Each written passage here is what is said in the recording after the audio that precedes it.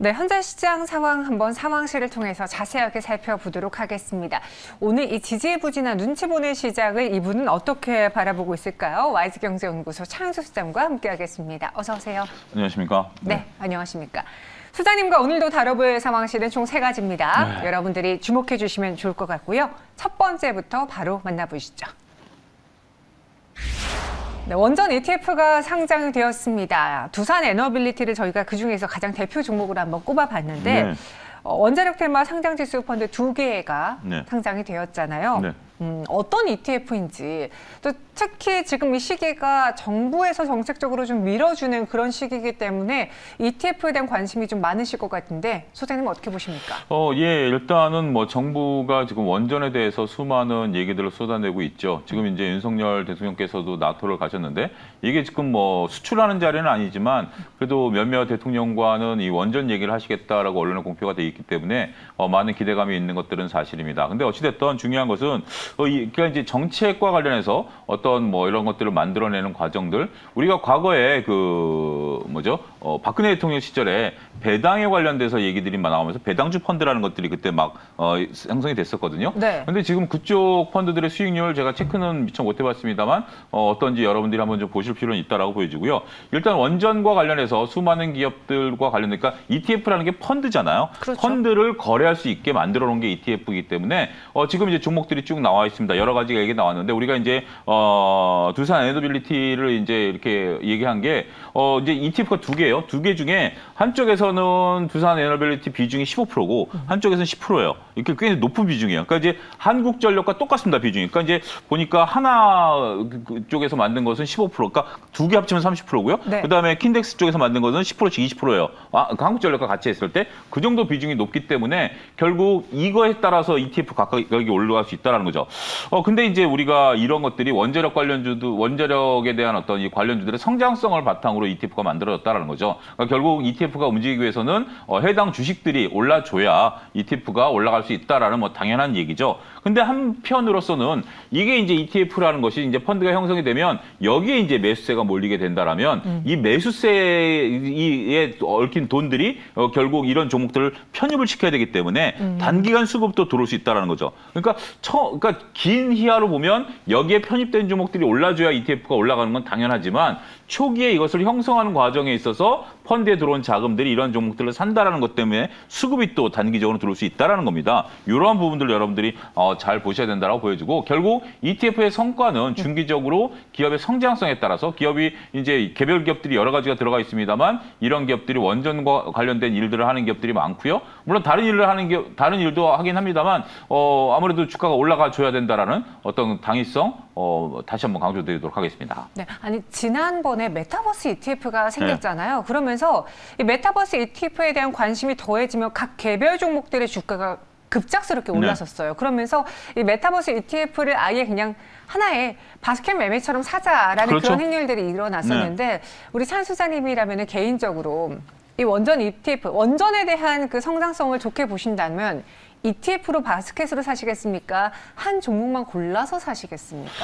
저는 그러니까 일단은 원전에 이쪽에서 관심을 좀 가지면 근데 메타버스는 좀 같을 수도 있고 다를 수도 있는데 굉장히 날카로운 질문이에요. 저는 이렇게 드리고 싶어요. 그러니까 우리가 이제 원전과 관련해서 이게 지금 어떤 분위기상 지금 올라간다는 거 여러분들 인정하셔야 되겠죠? 중요한 것은 수주가 일어나야 되겠죠.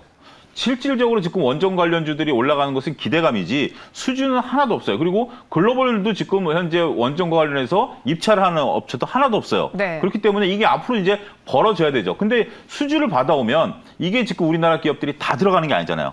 몇몇 기업들만 선별적으로 수주가 들어가기 때문에 저는 원전 관련해서 ETF보다는 물론 메타버스랑은 좀 다른 게 원전 관련해서 저는 개별 기업 쪽으로 좀 보겠습니다. 오히려 원전 쪽으로 보신다면은 개별로 보겠다. 그럼 ETF에 대해서 의견 들어봤으니 이 원전이라는 근본적인 걸 한번 파헤쳐 보겠습니다. 지금 정부 정책이 도와준다라는 가장 큰 모멘텀도 있지만 국내에서 그와 관련한 기술력을 보유한 또 굵직한 회사들이 있다 보니까 원전 세일즈를 성공해내지 않을까라는 그런 기대도 있거든요. 이 에너지 대란 속에 국내 에너지 업체들의 그 위치, 매력도는 좋게 보십니까? 아니요, 그렇게 좋지는 않습니다. 왜냐하면 왜요? 원천 기술은 다 미국 거고요. 네. 그다음에 유럽이라든지 이런 나라들이 실질적으로 우리보다 실력들이 더 좋은 건 사실까? 객관적으로 보자. 우리나라 기업들이 나쁜 게 아니라 실질적으로 거기는 수많은 데이터들과 수많은 노하우들이 있고요. 우리가 이제 원전 수주하려면 기본 기술은 미국 기술을 갖다 쓰기 때문에 우리가 기술을 도입해서 쓰는 거예요. 우리 자체 기술은 없어요, 아직까지. 뭐 그런 부분들이 있죠. 물론 일부 뭐 자체 기술이 있으면 중요한 것은 그런 부분들이 있기 때문에 앞으로 이제 노력들을 많이 해야 되겠죠. 노력들을 많이 해야 되는 입장에서 저는 일단은 가장 지금 이제 윤석열 대통령께서 유럽을 가셔 몇몇 나라들이 지금 이제 몇몇 나라들이 기조가 서서히 바뀌지 않습니까? 이제 원전을 안 하려고 했다가 원전을 하고 그다음에 프랑스라든지 독일 같은 경우는 다시 석탄으로 이제 발전을 하겠다고 바뀌면서 이런 기조가 바뀌니까 중요한 것이고요. 저는 지금 그나마 저는 제 개인적으로 희망을 갖고 있는 게 중국이 아직까지 그 말을 바꾸지 않은 160기 원전 건설에 대한 부분들 이런 부분들을 좀 따와줘야 되는데 글쎄요 아직까지 지금 정부는 중국과 약간 거리두기를 하려고 하는 듯한 모습들 제 느낌입니다. 지금 이제 그런 것도 지금 이제 나토 가시는 것도 중국에서 입장 발표를 했죠. 뭐 이럴 정도이기 때문에 과연 거기서 무엇을 따올 수 있는가라는 부분들을 보게 된다라면 저는 아직까지는 좀 마음이 중립적이다. 기대감은 이제 당연히 좋죠. 우리나라 기업들이 가서 원전을 따와야 되죠. 그거에 대해서는 국민의 한 사람으로서 반대를 하지 않습니다만 객관적으로 시선을 보게 된다면 과연 어느 나라에서 지금 원전을 지을 것이며 그것을 과연 우리가 수지해 올 수 있는 것은 글로벌 시장에서 수주잖아요. 우리가 이제 우리나라에서 짓는 건 당연히 앞으로 3, 4억이 증설하는 건 우리나라 기업이 당연히 들어가겠지만 글로벌 시장에서 따온다라고 했을 때 과연 경쟁력에 대한 부분들은 고민해 보자. 저는 냉정한 현실을 좀 말씀드리고 싶어요. 저희 시청자분께서는요. 그러니까 안정적으로 길게 본다면 ETF를 보는 게 맞는 것 같다라는 의견 주셨고요. 그냥 수익성만 본다면 그냥 하나의 종목만 제대로 된 종목을 골라보는 게 어떻겠느냐. 또 어떤 분께서는 말씀해 주신 그 원천 기술이 미국에 있다 하셨잖아요. 그래서 아예 미국에서 거기서 투자를 하신다라는 분도 계시는데 그럼 우리 안에서 이 국내 ETF 안에서 또 가장 대표적인 두산 에너빌리티에 대한 투자 의견을 한번 정리해 보겠습니다.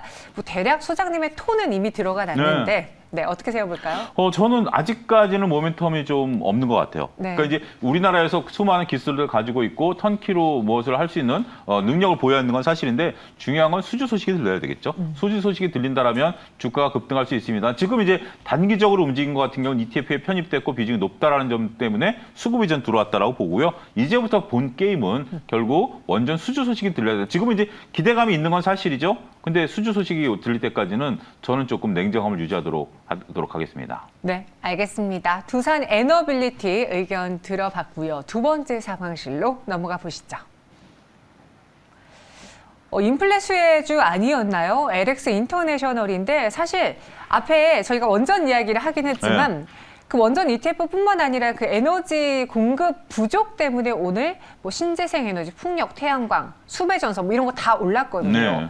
근데 왜 이상하게 이렇게 원자재가 상승으로 인해 수혜를 볼 수 있는 LX 인터내셔널의 주가는 지지부진할까 찾아보니 원달러 환율 강세라면 얘네들에게 우호적이고 그리고 얘네는 이 원자재를 가서 그걸 가공해서 파는 화학업체가 아니라 그냥 뭐 중개 예상이잖아요. 그러니까 오히려 인플레에서의 수혜를 볼 수 있다라는 그런 분석이 있음에도 불구하고 왜 부진할까가 궁금해서요.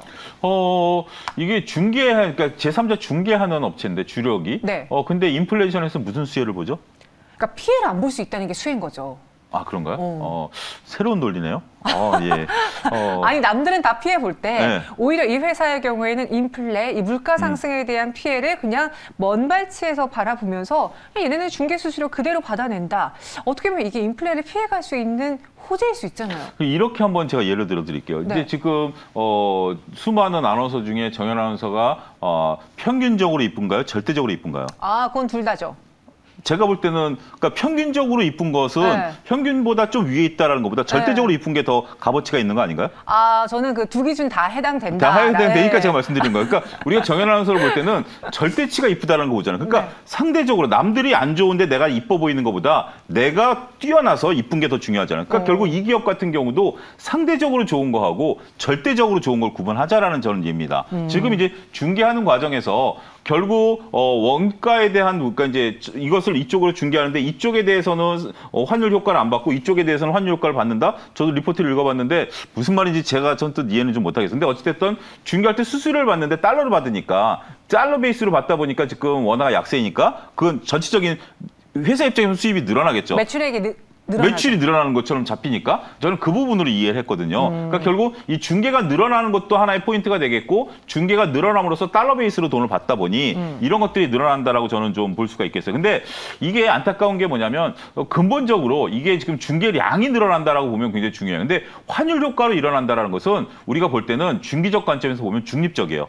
언제든지 환율이 꺾이면 그러면 환율 효과가 사라지고 오히려 적자가 들어가나요? 그런 부분들이 때문에 환율 효과로 올라간다라는 것은 일시적입니다. 일시적으로 지금 근데 분기 재무제표는 좋아지겠지만 연간 재무제표에는 그리고 그래서 환율을 영업의 손익으로 빼버렸잖아요. 그러니까 몇몇 기업들 같은 경우는 여러분들 무조건 환율이 영업의 손익 아닙니다. 그러니까 그 KIFRS 회계 기준에 따라서 영업이익으로 넣는 회사들도 있어요. 요건 다트를 보셔야 되는데 보편적인 회사 같은 경우는 이자와 환에 대한 것은 영업의 손익을 빼버렸어요. 그 이유는 뭐냐면 영업이익은 꾸준히 갈 수 있지만 영업의 손익은 들쑥날쑥할 수 있다라는 거예요. 그런 개념으로 보시게 된다면 어찌됐든 이런 것들에 대한 이익 개선 효과는 우리가 한번 고민해보고 그러니까 이것은 투자 판단 내리기가 상당히 어렵습니다. 그리고 환율도 예측해야 되고요. 그다음에 앞으로 근데 이쪽이 하고 있는 뭐 석탄이라든지 이런 것들에 대한 어떤 수요 이런 것들이 좀 늘어날 가능성이 있기 때문에 굳이 나쁘게 이런 상황만 놓고 보면 그렇게 나쁘게 볼 요소는 없다. 그렇게 좀 말씀드릴 수가 있겠습니다.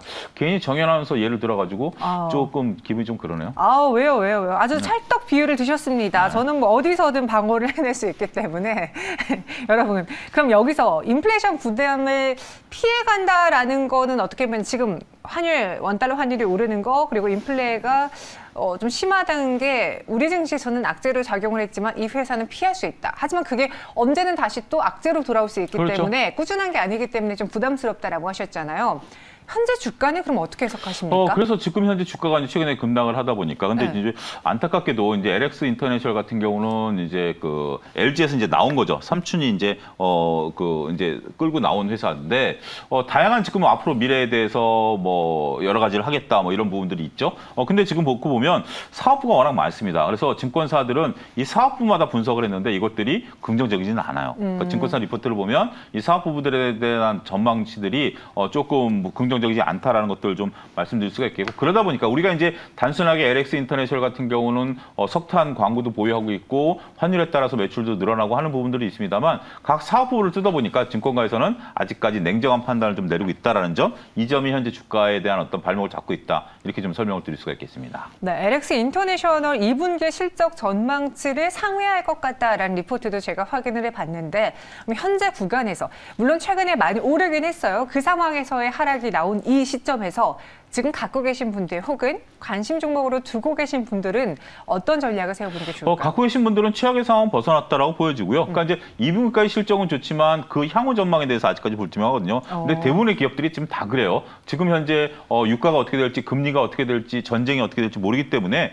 미래 예측한다는 게 실질적으로 어렵습니다. 그래서 신규 진입을 하는 것은 저는 조금 생각을 해보시지만 갖고 계신 분들은 여기서 뭐 어떻게 할 수 있는 영역은 아니고요. 버텨보신다라고 보여지고 환율 효과, 뭐 인플레이션 효과 이런 것들은 항상 중립적이다라는 거. 인플레이션이 꺾이면 그 효과도 사라지고요. 환율도 지금 현재 1,300원 이상에서 오래 머물지 않았잖아요. 그렇기 때문에 그런 부분들 보면 이 효과는 중립적이다. 이런 시각으로 보셔야 되고 결국 각 사업부들이 얼마만큼 이익을 좀 낼 수 있느냐, 미래 먹거리가 될 것이냐 여기에 집중하셔야 되지 않을까 싶습니다. 알겠습니다. LX 인터내셔널에 대해서 의견 들어봤습니다. 엄청나게 지금 과하게 매력적인 구간은 좀 아닌 것 같습니다. 호재도 있긴 하고 긍정적인 면도 있지만 이게 꾸준히 갈 수 있느냐가 중요한 상황인 것 같고요. 세 번째 상황실로 넘어가 보시죠. 실적 준비할까요? 덴티스 이야기입니다. 며칠 전부터 계속 덴티스의 뉴스가 실적이랑 엮여서 나왔어요. 2분기 영업이익이 전년 동기 대비 211% 증가한다. 눈에 띄는 수치잖아요. 근데 이게 이제 이런 것들이 이제 상당히 자극적인데 네. 전년이라고 하면은 작년이잖아요. 그러니까 전년 이제 동기 우리가 대비. 2020년과 2021년에서 이렇게 올라온 것을 뭐라고 그러죠? 무슨 효과라고 그러죠? 기저효과. 역시. 그 정도 알죠? 역시 뭐 현명하기까지 하시니 참 네. 명불허전입니다. 어쨌든 이게 이제 기저효과라는 것들이 있다라고 보면 이 기저효과로 올라간 부분들을 우리가 플러스 마이너스를 해줘야죠. 그러니까 200%가 넘는다라는 것은 굉장하지만 기저효과였다. 그러니까 그렇다면 우리가 여러분 보셨을 때 과거의 시계열을 봐야 돼요. 시계열을 딱 놓고 봤을 때 뚝 떨어졌다 올라온 거니까 이 시계열이 딱 유지가 되느냐를 봐야 되는데 시계열은 유지된다라고 보여주는 거죠. 지금 이제 여러분들이 치과 같은데 아무래도 이제 입을 벌리고 있는다라는 부분에 있어서 상당 부분 좀 곤혹스럽잖아요. 그런 부분들이 있었기 때문에 이런 것들에 대한 이제 방문객들이 늘어난다. 한 2년, 1년 참았으면 이제 더 이상 못 참죠. 그런 것들을 해야 된다라고 보여지기 때문에 추가 성장세는 좀 있다라고 보여지는 거죠. 우리가 이제 좀 변동이 있는 게 성형 쪽에 관련되는 주식들은 이미 많이 올랐다 최근엔 빠져요. 근데 치과 쪽은 올라가요. 왜 그럴까요? 왜요? 성형은 이미 2020년, 2021년 마스크 쓸 때 이미 성형이 붐을 이뤘고요. 그때 당시엔 치과가 붐을 못 이루다가 지금 이제 치과 쪽은 붐을 이룬다. 어떻게 보면 시대 상황에 대해서 여러분들이 이런 것들 읽는 것도 필요하다. 많은 분들이 마스크 쓸 때 고치자 이런 분들도 계셨다라는 것들. 아니 실제로 병원 간에 그 수익이 급격하게 차이가 났대요. 네. 소아과라던가 치과 같은 경우는 확 떨어지고 그렇죠. 매출액이 오히려 피부과의 경우, 성형외과의 경우에는 올랐다. 특히나 그렇죠. 우리 그 재난지원금 받아서 피부과 가는 네. 분들도 있었다. 네. 그런 이야기 있었잖아요. 그렇게 되면 여기서 의료기기주들의 주가 향방은 실적에 따라 어떻게 움직일지도 점검을 해봐야겠네요. 피부과의 경우에는 말씀하신 것처럼 그 피부 미용 의료기기의 경우에는 기저효과로 더 득볼 수 있는 게 많지 않을까요? 그러면 치과 쪽으로 눈을 돌려볼까요? 덴티스는요? 그러니까 이런 것들은 다 저는 이제 앞으로 필요하다라고 보는 거죠. 우리가 이제 앞으로 이제 고도화되고 이제 산업화되고 고령화되다 보니까 이런 쪽들에 관심을 쏟으시는 분들이 많죠. 물론 이제 이게 경기와의 어떤 상관계수도 보시긴 해야 되겠죠. 이미용 기기에 대한 어떤 수요는 경기가 꺾이면 꺾일 수밖에 없겠죠. 근데 치과 치료는 이건 필수적인 거잖아요. 그렇죠. 그리고 나이를 먹으면 당연하게 이제 가야 되는 것들이고 그런 부분들 보면 저는 매출이 늘어날 가능성이 있다라고 점을 찍고요. 제가 좋아하는 게 저는 이제 제약바이오 섹터에서 의료기기 쪽 가끔 항상 말씀드리는 게 이게 실적이 찍히잖아요. 따박따박 찍히잖아요. 그런 부분들을 보게 된다라면 저는 그렇게 나쁘게 지금 볼 이유는 별로 없다. 이렇게 좀 말씀드릴 수가 있겠습니다. 네, 그때 어떤 분께서도 그러시더라고요. 이런 의료기기 같은 경우가 투자하기가 너무나 편하대요. 네. 왜냐, 그 달마다 수출액이 나오고 네. 예, 얼마나 팔았는지가 따박따박 찍히기 때문에 투자 관점을 잡기가 편하다. 이게 또 이런 네. 의료기기들이 갖고 있는 게 나름대로 경제적 해자라는 개념인데요. 자, 이게 이런 어떤 의료기기 잘 팔리면 그 산업의 특성이죠. 다른 쪽에서 이런 물건들을 만들어서 납품하려고 하는 기업들이 당연히 늘어나겠죠. 네. 근데 정현 아나운서가 예를 들어서 이거 납품받는 의사라고 하면 지금 쓰고 있는 게 있는데 굳이 싸게 들어오다라고 해도 그걸 바꿀 만한 어떤 그런 요소가 있을까요? 특히 덴티움이나 오스템 임플란트 같은 경우는 내가 이 손기술이 익혀야 되거든요. 근데 예를 들어서 다른 게 들어와서 싸게 준다라고 해서 이걸 바꾼다라는 거, 근데 검증도 해봐야 되고 여러 가지가 있기 때문에 의료기기는 한 번 수출이 뚫리면 꾸준히 늘어날 수밖에 없다라는 그 업황과 제품의 특성을 갖고 있다는 점도 주목하셔야 되지 않을까 싶습니다. 덴티스 실적에 대해서는 긍정적으로 평가를 해주셨습니다. 그럼 이런 뉴스 때문에 오늘뿐만 아니라 어제부터 계속 덴티스의 주가가 올라주고 있는데 그 말은 즉슨 이제 시청자분들, 투자자분들이 2분기 실적에서 잘 나올 만한 종목을 고르고 있는 것 아닐까라는 생각이 들어서요. 우리 차 수장님이 이번 2분기 다가오는 실적은 실적 기대주, 실적 실망주로 좀 나눠서 보자면 어떻게 섹터가 나뉘어질까요? 근데 지금 이게 예측 불허인 게 이게 지금 2분기까지만 놓고 보면 네. 2분기까지만 놓고 보면 우리가 이제 갑자기 이제 올 상반기에 전쟁이 터지면서 유가 급등하고 하니까 1분기에 근데 그게 끝일 줄 알았었잖아요. 근데 1분기에 실적이 잘 나오는 기업들이 있어서 특히 기아라든지 이런 기업들이 그나마 이런 부분들을 이제 잘 견뎌냈는데 2분기는 이게 고착화돼 버렸잖아요. 원가도 이제 그러니까 이제 각종 원자재 가격이 올라가고 유가 올라가고 인건비까지 올라가면서 이런 것들이 고착화되다 보니까 2분기 실적을 기대할 수 있는 것은 그나마 뭐 정유 섹터, 에너지 섹터 이런 쪽들 제외하고는 상당히 좀 어렵다라는 거죠. 문제는 이제 하반기로 가면 셈법이 더 복잡해집니다. 지금까지 안 좋은 것들도 하반기는 더 안 좋아질 수밖에 없고, 그다음에 연준에서 발표한 경제 성장률이 2021년 12월 달에 2022년 경제 성장률 발표한 4%였는데 지난 6월 초에 발표한 게 1.7% 떨어졌어요. 4에서 1.7로 떨어졌다는 것은 하반기로 갈수록 경제 성장률이 더 떨어진다는 얘기죠. 그러면 상반기 때 영업이익을 구사했던 종목들도 하반기까지 갈 수 있느냐? 유가가 지금 이 상태로 유지하느냐? 정현 아나운서 뚜껑 열리는 차 정말 기름 넣고 다녀야 되느냐? 이런 부분도 불투명하잖아요. 그렇기 때문에 하반기 예측이 정말 어느 때보다 어렵다라고 좀 말씀드릴 수가 있겠습니다. 따라서 실적 이제 7월 중순부터 본격적으로 나올 텐데요. 거기에 따라서 일희비할 것으로 보여지고 시장은 지금 안심하기는 이르다. 7월 달 되면 FOMC 회의 열리죠. 금리 역전되죠. 여기에 이제 그 실적 나오죠. 그다음에 이제 여러 가지 또 전망치 나오기 때문에 아직까지는 이런 전망을 가지고 투자하기에는 녹록지 않은 상황들이 당분간 유지될 수밖에 없다 말씀드릴 수가 있겠습니다. 다가오는 2분기에서는 정유를 포함한 에너지 쪽의 실적이 좋을 것 같다. 하지만 이게 3분기, 4분기, 하반기로 넘어갈수록 셈법이 어려워진다. 그래서 요즘 뭐 당장 내일도 어떻게 될지 모르는데 그렇죠. 라는 말이 참 많이 들리는 그런 시기인 것 같습니다. 네, 세 가지 상황실을 차영주 소장과 함께 다뤄봤고요. 여기서 보내드리도록 하죠. 오늘 설명 고맙습니다.